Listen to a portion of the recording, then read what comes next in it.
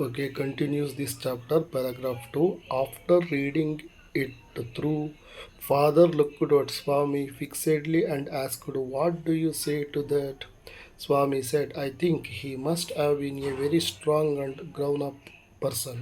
Not a boy at all. How could a boy fight a tiger? You think you are wiser than the newspaper?" Father sneered.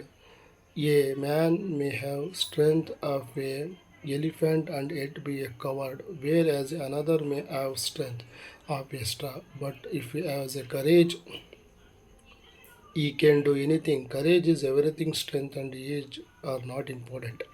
Swami disputed the theory. He can it be a father. Suppose I have all the courage, what could I do if a tiger should attack me? Leave alone strength. You prove you have courage. Let me see you can sleep alone tonight in my office room. Okay ನನ್ನ ಪ್ರಿಯ ವಿದ್ಯಾರ್ಥಿಗಳೇ, ಈ ಒಂದು ಪಾಠವನ್ನು ಮುಂದುವರೆಸುತ್ತಾ ನಾನು ಇದರ ಒಂದು ಕನ್ನಡದ ಪದಾರ್ಥಗಳನ್ನು ಸಹ ಒಂದು ತಿಳಿದುಕೊಳ್ಳೋಣ ಮತ್ತು ನಾನು ಅದನ್ನು ಹೇಳಲು ಸಹ ಇಷ್ಟಪಡ್ತೇನೆ. After reading it through father looked a Swami fixedly and asked, what do you say to that. ಅವರ ತಂದೆ ಅವರ ಕಡೆಗೆ ತಿರುಗಿ ನೋಡುತ್ತಾ ಸ್ವಾಮಿಯವರನ್ನ ಕೇಳ್ತಾರೆ, ನೀನು ಏನನ್ನು ಹೇಳ್ತೀಯ ಈ ಒಂದು ಘಟನೆಯ ಬಗ್ಗೆ? What do you say that, ಅದರ ಬಗ್ಗೆ ಏನನ್ನು ಹೇಳ್ತೀಯ? ಆ ಒಬ್ಬ ಹುಡುಗ ಅಷ್ಟು ಹೋರಾಡಿ ಮರದ ಮೇಲೆ ನಿಂತು ಜನ ಬರೋವರೆಗೂ ಕಾಯ್ದು ಅಲ್ಲಿ ದಾರಿ ಹೋಗೋರ ಒಂದು ಜಂಗಲ್ ಪಾತ್, ಆ ಒಂದು ದಾರಿಯಲ್ಲಿ ಕಾಡಿನ ದಾರಿಯಲ್ಲಿ ಜನರು ಹೋಗುವುದನ್ನು ನೋಡುತ್ತಾ ಸ್ವಲ್ಪ ಜನರು ಅವರಿಗೆ ಹೇಳಿದ ನಂತರ ಅವರಿಗೆ ತಿಳಿಸಿದ ನಂತರ ಕಿರುಚುತ್ತಾ ಅವರು ಬಂದು ಆ ಒಂದು ಟೈಗರ್ನ ಸಾಯಿಸ್ತಾರೆ. ಇವನ್ನೆಲ್ಲ ಹೇಳಿದ ಮೇಲೆ ನೀನು ಇದ್ರ ಬಗ್ಗೆ ಏನು ಹೇಳ್ತೀಯ ಅಂತ ಒಂದು ಕೇಳ್ತಿದ್ದಾರೆ ಅವ್ರ ಕಡೆಗೆ ತಿರುಗಿ. ಸ್ವಾಮಿಯವರು ಹೇಳ್ತಾರೆ, I think he must have been a very strong and grown up person, not a boy at all. How could be a boy fight together. Swami ಹೇಳ್ತಾ ಇದ್ದಾರೆ, ನನ್ನ ಯೋಚನೆಯ ಪ್ರಕಾರ, ನನ್ನ ಒಂದು ತಿಂಗಿನ ಪ್ರಕಾರ ಆ ಹುಡುಗ ತುಂಬ ಬಹಳ ಶಕ್ತಿಶಾಲಿ ಮತ್ತು ತುಂಬಾ ಒಂದು ಡೇರ್ ಮ್ಯಾನ್ ಮತ್ತು ಬೆಳೆದಿದ್ದಾನೆ. ನಾಟ್ಯ ಬಯಟಲ್ಲ, ಅವನು ಒಬ್ಬ ಮಾನವನೇ ಅಲ್ಲ, ಮನುಷ್ಯನೇ ಅಲ್ಲ ಅನ್ನೋ ರೀತಿ.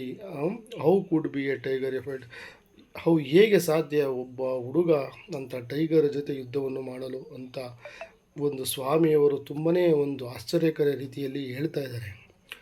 You think you are wise than the newspaper. ಅವರ ತಂದೆ ಹೇಳ್ತಾರೆ, ಓಹೋ ನಿನ್ನ ಯೋಚನೆಗಳು, ವೈಸ್ ಅಂದರೆ ಬುದ್ಧಿವಂತಿಕೆ, ಒಂದು ವಾರ್ತಾಪತ್ರಿಕೆ, ಒಂದು ದಿನಪತ್ರಿಕೆಗಿನ್ನ ನಿನ್ನ ಒಂದು ನೀನು ಜಾಣನ ಅನ್ನೋ ರೀತಿ ಅವರ ತಂದೆ ಹೇಳ್ತಾ ಇದ್ದಾರೆ. ಫಾದರ್ ಸ್ನೀರೆಡ್, ಅವರು ಮೊದಲಿಸ್ತಾರೆ.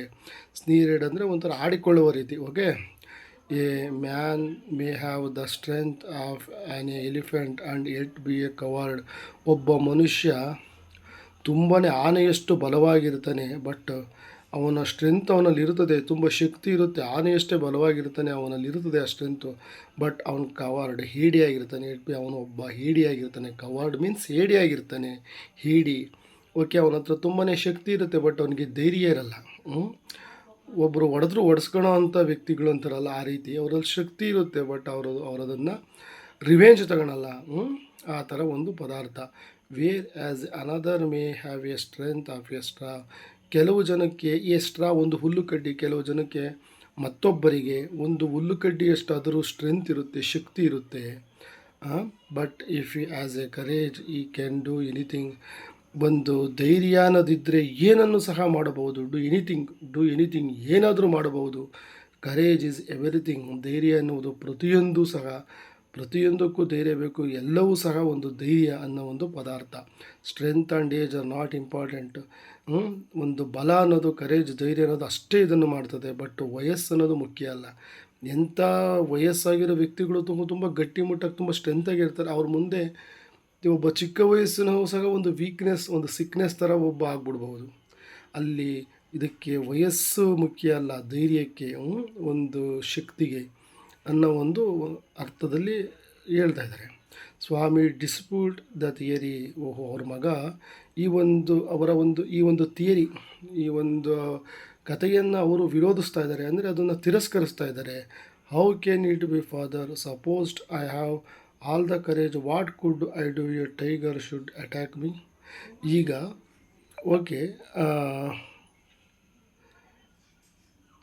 ಈಗ ಏನು ಮಾಡಬೇಕು ತಂದೆ ಅನ್ನೋ ಒಂದು ರೀತಿಯಲ್ಲಿ suppose I all the courageous what could I do if A tiger should attack me. ನಾನು ತುಂಬ ಶಕ್ತಿಶಾಲಿಯಾಗಿದ್ದೇನೆ ಮತ್ತು ತುಂಬ ಧೈರ್ಯವಾಗಿದ್ದೇನೆ, ಆದರೂ ಸಹ ಹುಲಿ ಬಂದರೆ ಏನು ಮಾಡಬೇಕು?